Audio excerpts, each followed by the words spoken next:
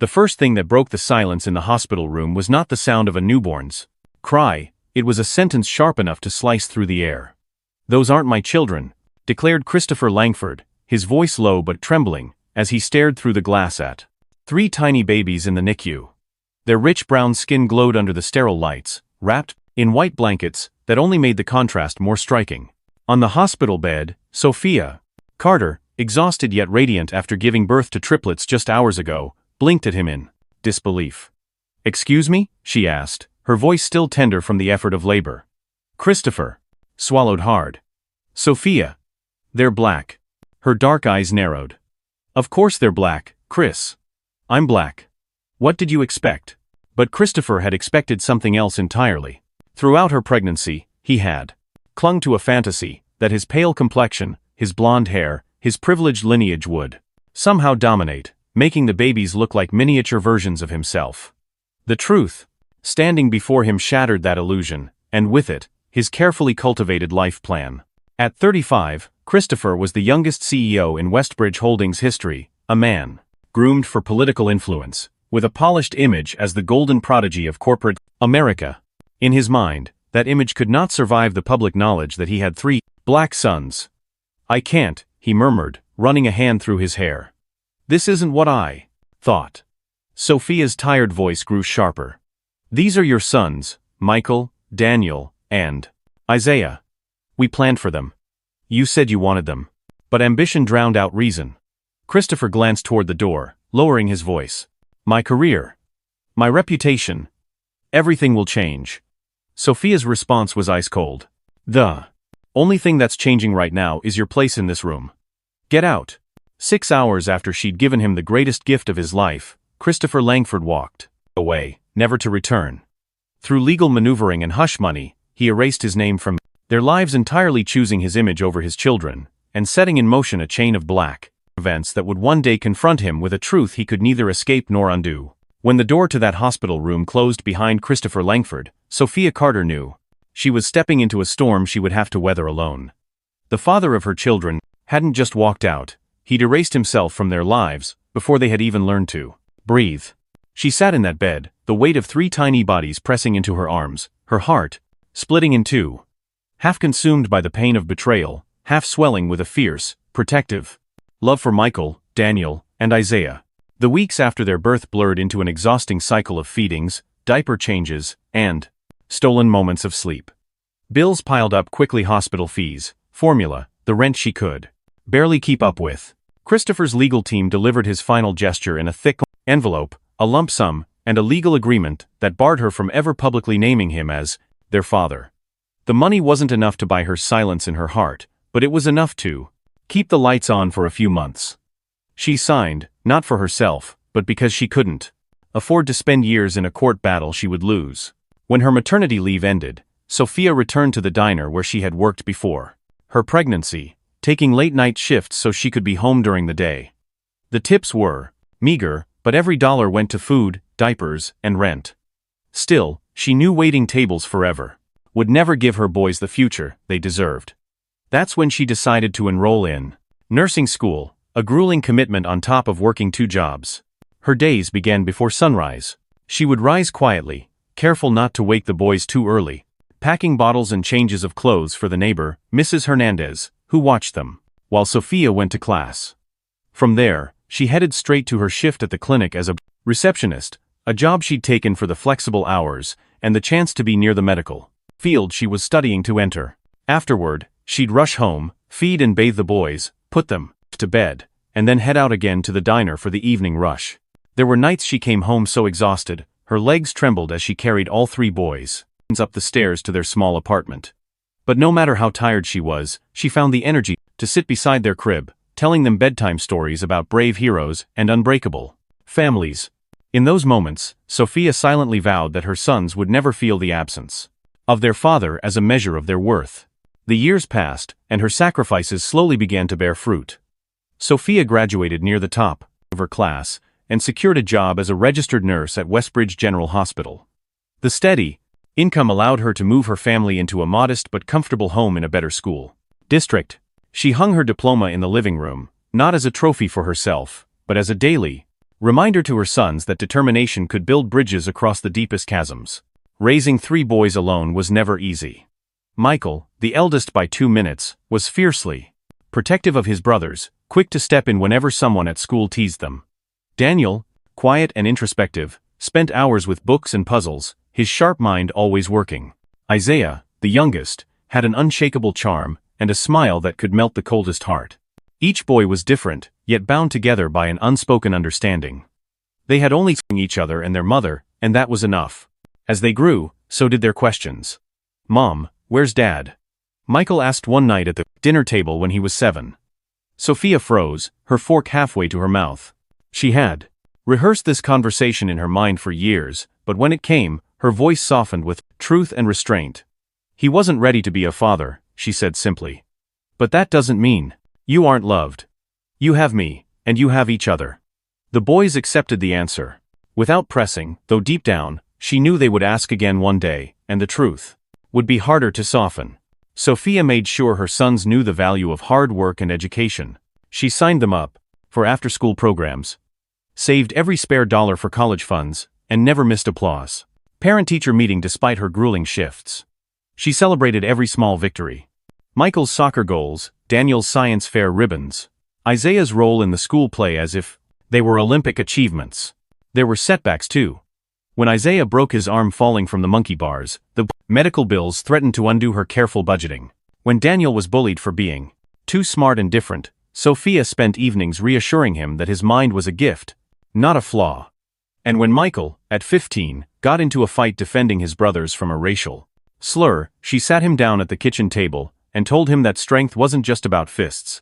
It was about knowing when to walk away and when to stand firm. Her own life was a constant balancing act, but she never let the boys see her crumble. Privately, there were nights she cried into her pillow, mourning the life she thought she'd have, the one where their father would be beside her, celebrating birthdays, teaching the boys to ride bikes, helping with homework. But she never let that sadness bleed into her parenting. If Christopher Langford had chosen absence, she would choose presence with every breath she had. By the time the boys reached high school, Sophia's dedication had woven an unbreakable bond among them. They worked part-time jobs to contribute to household expenses, not because she asked them to, but because they wanted to. They excelled academically, each discovering a passion for technology. Late nights spent tinkering with computers, coding simple games, and debating ideas about how to use AI to solve real-world problems. Sophia encouraged their curiosity, even when she didn't understand all the technical jargon. "If you believe in it, pursue it," she told them. "The world changes when people like you decide to build something better." Her home became a haven for big dreams. The kitchen table doubled as a workspace, scattered with laptops, notebooks, and half-finished prototypes. She fed them endless bowls of the world in asiness pasta, and listened as they excitedly explained their latest breakthroughs. Though she didn't know it then, those nights would be the foundation of something extraordinary, something that would one day bring them face to face with the man who had once turned his back on them. Sophia Carter didn't just raise 3 boys. She raised resilience, integrity, and ambition. She taught Michael, Daniel, and Isaiah that their worth wasn't determined by who was absent, but by the love and principles that surrounded them every single day. And though the shadow of their father's choice lingered in the background, it never dimmed the light she worked so hard to ignite in them.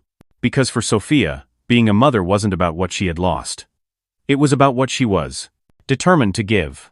By the time Michael, Daniel, and Isaiah Carter were in their mid-20s, the seeds of ambition their mother had planted had grown into something extraordinary. What had begun at their kitchen table, 3 brothers huddled over second-hand laptops, sharing ideas into the early hours, had transformed into quantum dynamics, one of the most influential artificial intelligence companies in the world.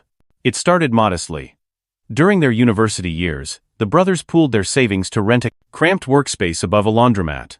Michael, the natural leader, handled outreach, pitching their vision to anyone who would listen. Daniel, the quiet strategist, built the algorithms that would become the company's backbone. Isaiah, with his charisma and intuitive grasp of human behavior, bridged the gap between technology and the people it could serve. Their first project was not aimed at profit but at solving a problem close to their hearts. They developed a machine learning platform that could analyze and optimize resources for food banks, ensuring donations reached the communities that needed them most. The system slashed waste by 40% in its first year of deployment.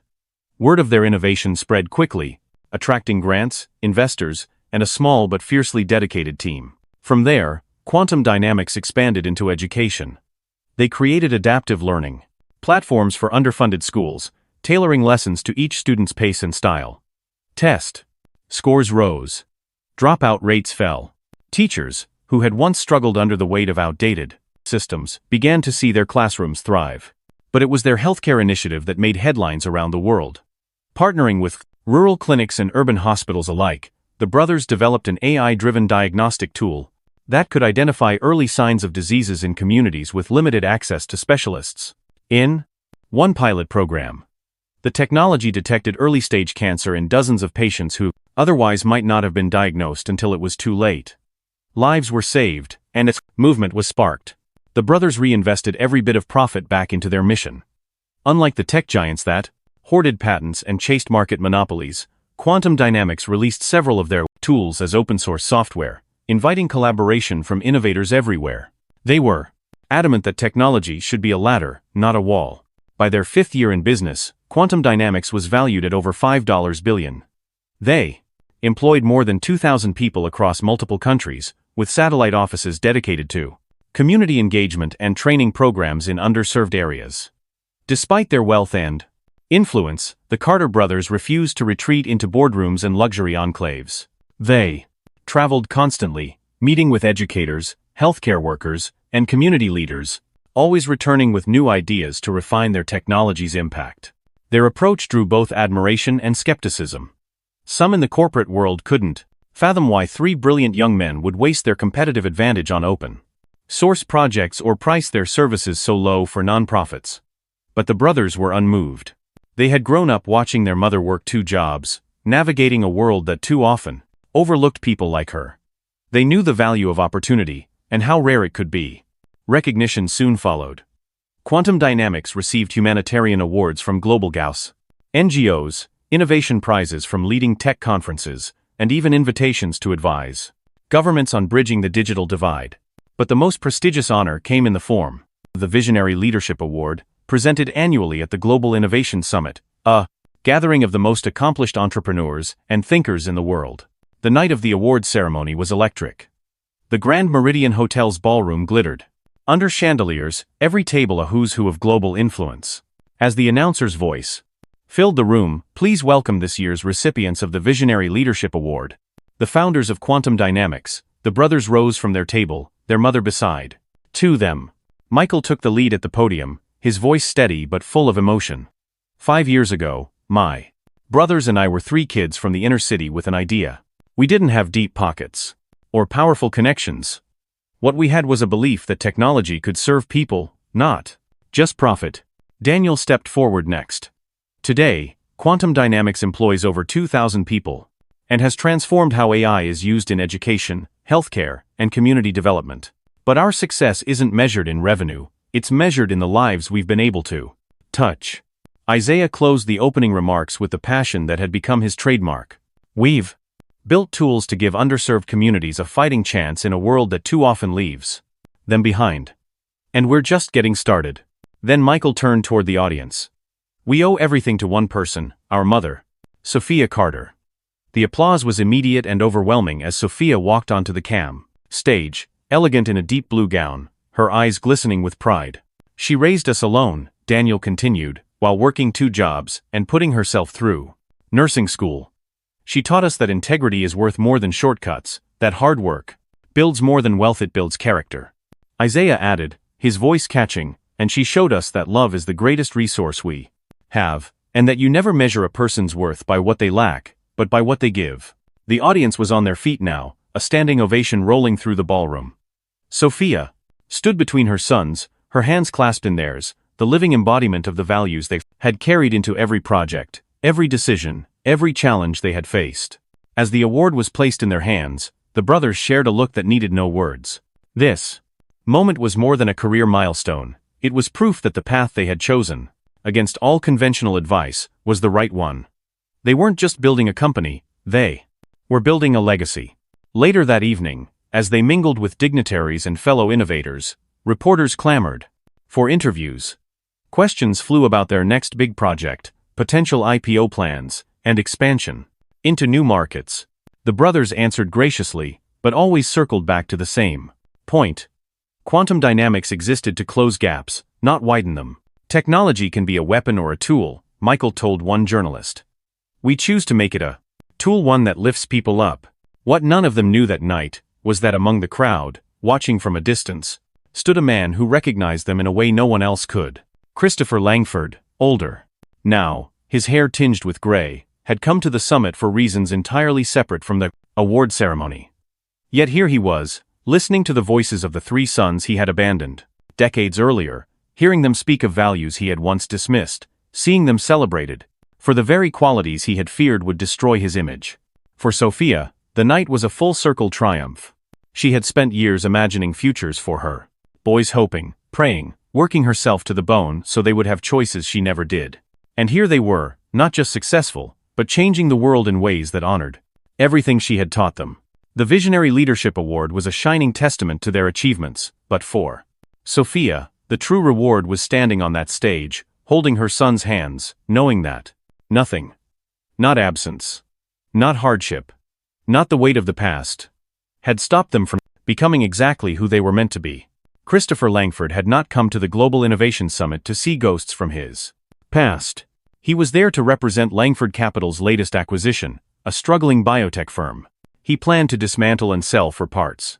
In his world, these gatherings were about handshakes, deals, and influence, not surprises. But as the applause thundered through the Grand Meridian Hotel ballroom, something in the Meridian announcer's words made his chest tighten. Please welcome this year's recipients of the Visionary Leadership Award. Michael Carter, Daniel Carter, and Isaiah Carter, founders of Quantum Dynamics. The name Carter jolted him. He glanced toward the stage, his breath catching when three tall young men walked into the spotlight. They were dressed in sharp, tailored suits, standing with the quiet confidence of people who knew exactly who they were. And though their skin was a rich brown like their mother's, Christopher saw the unmistakable imprint of himself in their faces, his chin, his nose, his height, the shape of their shoulders. Michael spoke first, his deep voice carrying easily through the room. 5 years ago, my brothers and I were just 3 kids with a vision. Christopher barely heard the rest. His Gaza kept darting between them, his mind clawing back to a hospital room 25 years ago, and 3 tiny faces he had refused to claim. Then, as if fate intended to tighten the noose, Sophia Carter walked onto the stage. She looked radiant, confident, graceful, utterly self-assured. The years had only deepened her beauty, but it was her poise that struck Christopher hardest. This was not the woman he had left behind, desperate and exhausted. This was a woman who had conquered every obstacle he had once thought would crush her. As the speeches ended, the brothers and Sophia stepped down to greet well-wishers. Christopher lingered on the edge of the receiving line, rehearsing something, anything he could say. His turn came faster than he expected. Congratulations, he managed as he shook Michael's hand. The young man smiled politely. Thank you, sir. Your mother must be proud, Christopher said to Daniel. Daniel's smile warmed. She is. She's our hero. Single mothers are the strongest people in the world. When he reached Isaiah, the youngest tilted his head, studying Christopher with a curious squint. You look familiar, Isaiah said. Have we met before? Christopher's pulse thudded. I don't think so. You remind me of someone. Are you in tech? No, Christopher replied. I'm in acquisitions. Isaiah's expression cooled. Ah. One of those who buys companies, strips them for parts, and lays off the workers? The accuracy of the blow made Christopher flinch. It's just business, he said weakly. Isaiah's gaze hardened. Number business is creating value and solving problems. What you do is greed. Before Christopher could reply, Sophia appeared beside her sons. Her eyes locked on his face, and the color drained from hers. Christopher Langford, she said quietly. Daniel noticed immediately. Mom, you know him? Her jaw tightened. We knew each other a long time ago. Michael's brow furrowed. How long ago? Christopher swallowed. About 25 years. The math clicked instantly for Michael. His voice went flat. That's around when we were born. Sophia's eyes glistened, but her voice was steady. Boys. This is your father. The words detonated between them. Michael stepped back like he'd been shoved. Daniel's mouth fell open. Isaiah's hands curled into fists. Our father? Michael said, his tone almost a whisper. This is the man who abandoned us? Christopher's throat felt dry. I can explain. Explain what? Isaiah's voice had sharpened to a blade. How you walked away from 3 newborns because you were ashamed of us. I wasn't ready, Christopher blurted. You were 35, Daniel snapped. You had money, education, every advantage. What exactly weren't you ready for? The crowd around them was beginning to notice, the hum of curiosity growing. Michael's eyes burned into his. You weren't ready to be seen with black children. That's what this was really about. Christopher's instinct was to defend himself, to invoke the pressures of image and career, but every excuse sounded hollow in his head. Isaiah stepped forward. What about Mom? A 23-year-old woman raising triplets. Alone because you were too much of a coward to be a father. Sophia tried to intervene. Boys. No, Mom, Michael cut her off. We've wondered about him our whole lives. Now we get to tell him exactly what we think. Christopher felt trapped, drowning in their words. I made mistakes, but look how well you turned out. We turned out well despite you, Daniel said coldly. Because Mom was twice the parent you could ever be. Isaiah's voice dropped to a raw truth. You abandoned us because you were ashamed we were black. But being black, being raised by a strong black woman, being part of a community that values more than just money, that's what made us who we are. Christopher's eyes stung.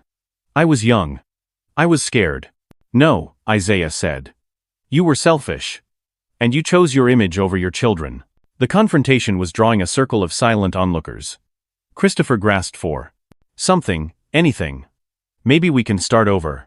I'm wealthy. I could help your business. Michael's laugh was sharp. Our company is worth $5 billion. We employ over 2,000 people. What exactly do you think you could help us with? You still think everything is about what you can give, or what you're worth, Daniel added. We didn't need your money. We needed a father 25 years ago. Isaiah's voice broke slightly. We needed someone to love us unconditionally. To be proud of us. We got that from her. Not from you. Christopher's tears spilled over. I'm sorry. I'm so sorry. Sorry for abandoning us? Michael pressed. Or sorry that your abandoned children turned out more successful than you? The question hung heavy.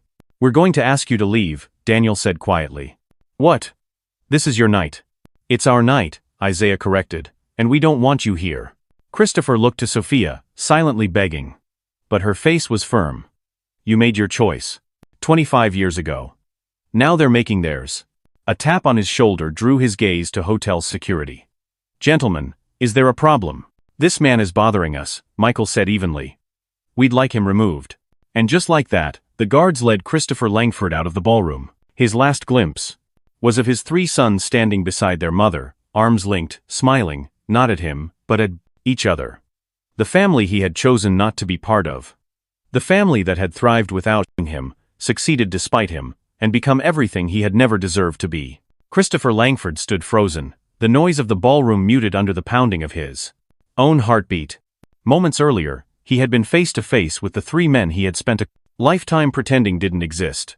Now, surrounded by curious onlookers and the steady presence of security at his shoulder, he made one last, desperate attempt to salvage anything from the wreckage. Please, he said, his voice cracking, just hear me out. I can help you. I have resources, connections, capital. Whatever you need, I can. Michael's expression hardened. Help us.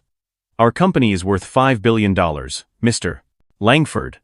We employ over 2,000 people, partner with governments and NGOs, and build technology that impacts millions. What exactly do you think you can give us that we don't already have?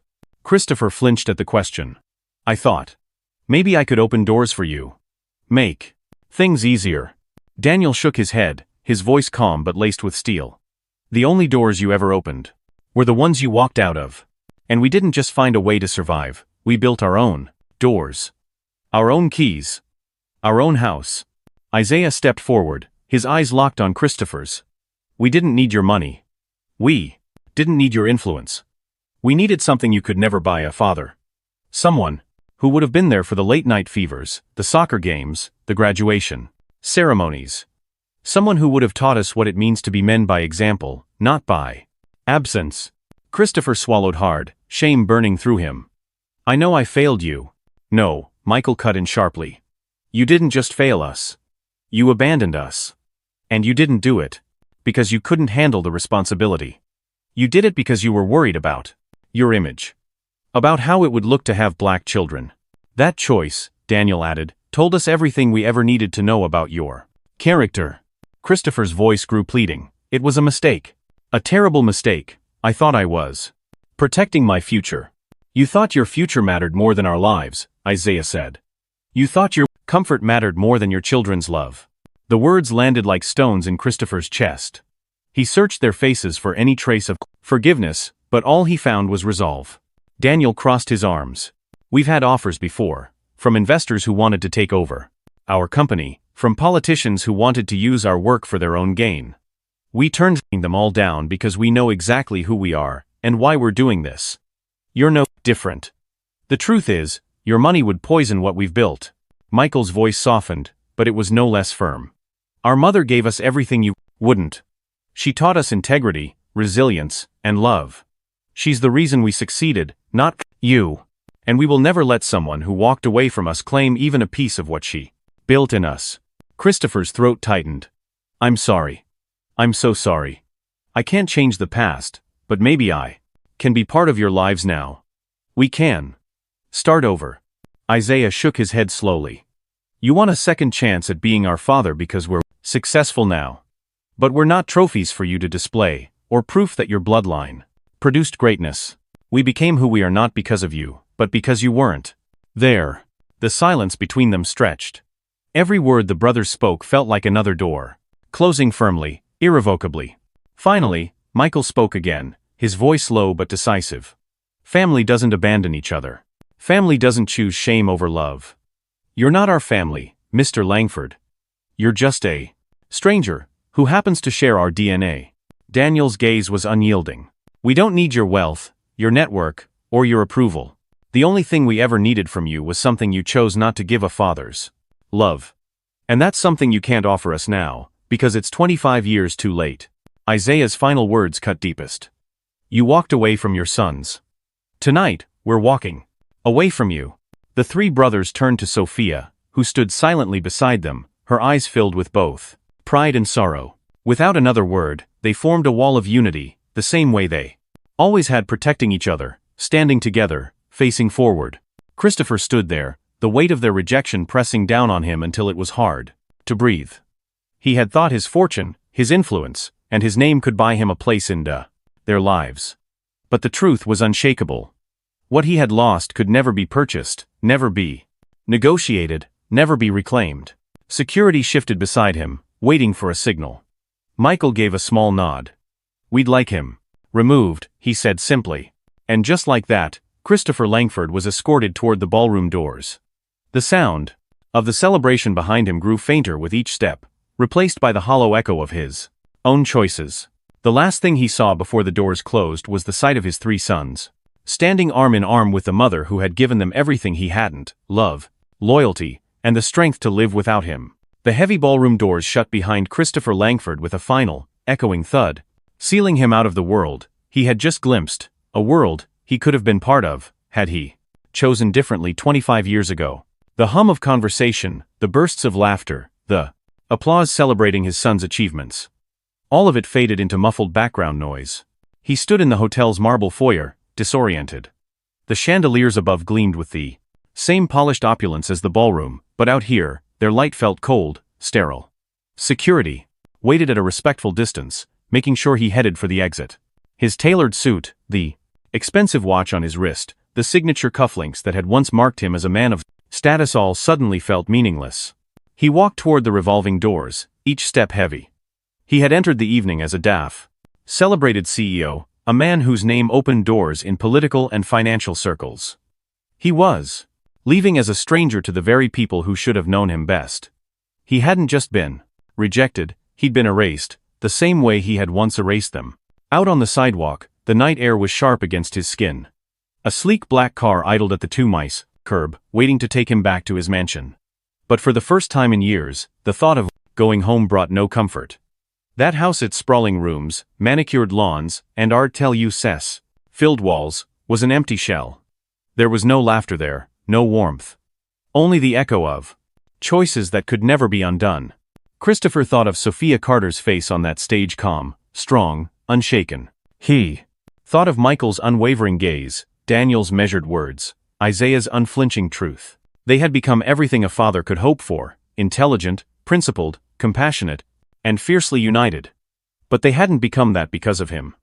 They had become that because he was absent. That was the most bitter truth of all. The life he had imagined for himself back then. Political influence, corporate dominance, social prestige he had achieved. But the life he hadn't valued enough to fight for, the one with bedtime stories, school plays, late-night talks, and Sunday breakfasts, was the one that would have given all the rest meaning. He had told himself for decades that walking away had been necessary, even wise. That a scandal-free career was worth the sacrifice. But tonight, watching his sons honored for their integrity and innovation, he understood the real cost. His absence had not crippled them. It had freed them.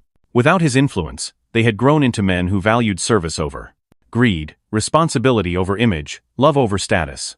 They had built lives defined by purpose, while he had built a reputation defined by self-interest. And now, that reputation was all he had left. A gust of wind cut through his coat as he climbed into the back seat of the car. The driver glanced at him in the rearview mirror, perhaps sensing something different in his demeanor. Christopher didn't speak. He simply stared out the window as the Grand Meridian Hotel slipped from view. His last image of his sons burned into his mind. The three of them standing, together with Sophia, their arms linked, their faces lit with the joy of shared triumph. It was a picture of a family whole, complete, thriving, without him. The car turned down the quiet streets, leading to his estate. Christopher thought of the night ahead. He would walk into a silent house, pour himself an expensive scotch, and sit in a leather chair surrounded by trophies of his career. And for the first time, none of it would feel like victory. Because the one legacy that mattered, the one that could have carried his name, with pride, was gone. Michael, Daniel, and Isaiah didn't need him now, and they never would. Not because they lacked anything, but because everything they had was built on a foundation he had chosen not to lay. Some mistakes can be repaired. Others close the door forever. Tonight, Christopher Langford finally understood which kind his was. And the knowledge settled over him with a weight he would carry for the rest of his life. In the end, Christopher Langford's story was a stark reminder that no amount of power, prestige, or polished image can replace the bond of family. 25 years earlier, he chose his reputation over love, his ambition over responsibility, and his prejudice over the three children who should have been his greatest pride. That decision cost him more than he ever imagined. It cost him the chance to be the kind of father worth remembering. Michael, Daniel, and Isaiah Carter grew up without their father's presence, yet they rose to heights that no amount of wealth could buy. They built not just a billion-dollar company, but a legacy rooted in service, integrity, and unity.